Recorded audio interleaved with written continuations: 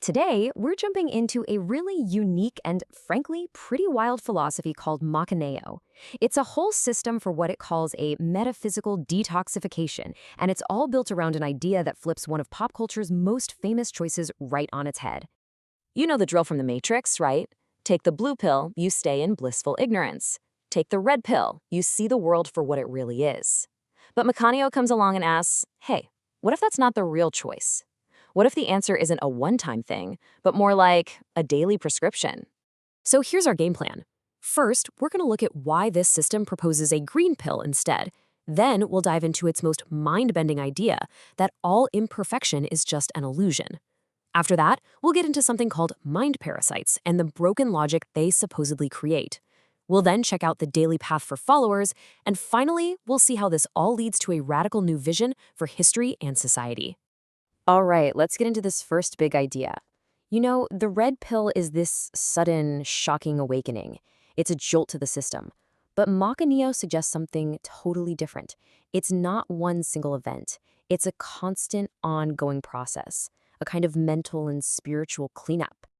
And this right here is the green pill. So forget that one-and-done choice. This is more like a daily vitamin for your consciousness, taken in small doses. And the goal? It's pretty incredible, actually.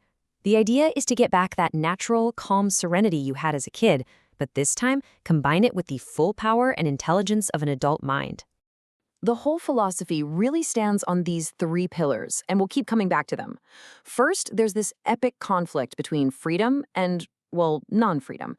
Second, there's a really important difference between a single, perfect creator and what the system just calls gods. Think of them less like deities and more like cosmic managers. And third, there's this wild social model it proposes called capitalistic communism. Yeah, you heard that right. Okay, and that brings us to what is, without a doubt, the most challenging part of this whole system. It poses a massive question. What if the universe is already perfect, like perfectly designed? And all the suffering, the chaos, the messiness we see, what if that's all just a giant perception error on our end? This table just lays it out so clearly. On the left, you've got the creator's blueprint, a perfect, kind world where everyone is totally free. But then look at the right side. That's how we experience it. We see a world of decay and death. We take that absolute freedom and use it to create chaos. And we see karma, which is meant to be a self-balancing mechanism, as just a series of random, unfair punishments. So, according to Moccaneo, the problem isn't with the original architect, the creator. No, the gap between that perfect blueprint and our messy reality comes from us, from humanity, and from these other powerful entities it calls administrators or gods. And to really drive this point home, the system offers its own spin on Buddha's enlightenment. It says that what Buddha really realized wasn't that the world is full of suffering. It was that the world itself is perfect, and our suffering comes from our intention to suffer. It's a huge shift in perspective. Okay, so if the world is perfect, then where does all this bad perception come from? Why are we suffering? Well, according to this philosophy, we're basically dealing with a kind of mental poison, and it leads to a totally broken operating system in our brains. And the system gives this mental toxin a really provocative name, vulgar Satanism. Now, it's super important to get this straight. This has nothing to do with worshiping the devil. Vulgar here means common or widespread. It's describing the almost universal, sick belief that the universe is just broken at its core. It's not a philosophy, it's a poison.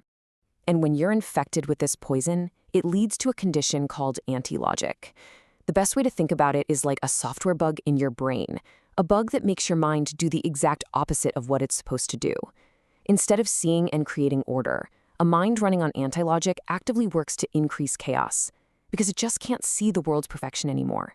So let's look at a real-world example of what it calls anti-logic. Moccaneo actually challenges modern physics on the speed of light. It says that thinking of light as just moving in a straight line is a mistake. Imagine it's expanding in every direction at once, like a sphere growing bigger. From that perspective, it argues, light is actually accelerating. And here is a fantastic everyday example, the offside rule in soccer or football. This system presents it as textbook anti-logic. See, it's this totally artificial rule that just gets in the way. It interrupts the natural, beautiful, strategic flow of the game and makes it clunkier than it needs to be. And now for its most controversial example of all, the modern school system. It describes it as a machine designed for, and this is a direct quote, metaphysical castration. The whole point, according to Moccaneo, is to systematically crush a child's natural curiosity and their desire to create, all to produce adults who are easy to manage. Okay, so this is where things get a little out there. The system claims there are these things it calls flyers. It describes them as non-physical predators, kind of like the Dementors from Harry Potter. And supposedly, they feed on the energy we give off when we're angry, scared, or aggressive. So, naturally, the question is, how do you stop being a meal for them? The system lays out a 3-step plan to become inedible. First, you have to shut down that constant chatter in your own head. Second, you have to consciously refuse to get sucked into pointless arguments or reactive anger. And third, you have to tune in to what it calls the human matrix, a sort of divine collective consciousness for humanity. So we've covered the diagnosis, a toxic mindset, broken logic, and even energy parasites. So what's the cure? Well, Moccaneo lays out a very specific daily practice, a path for people it calls the perfect. And this is basically what that path looks like day to day.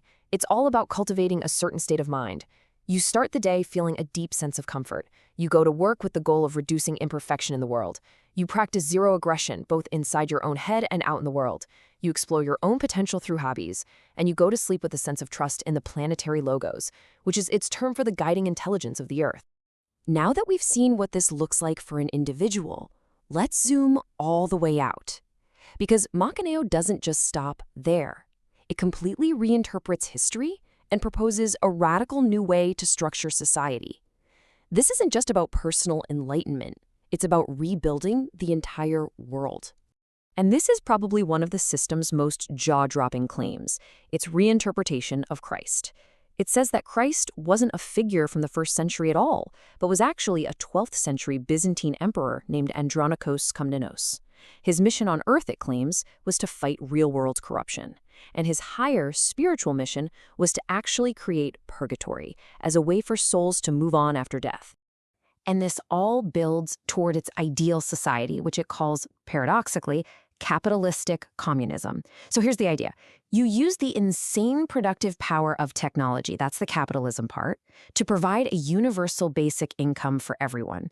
This frees humanity from the need to work just to survive. Then, people can organize themselves into clubs based on hobbies and passions, and that's the communism part. It's a world where ethics drive the economy, not the other way around.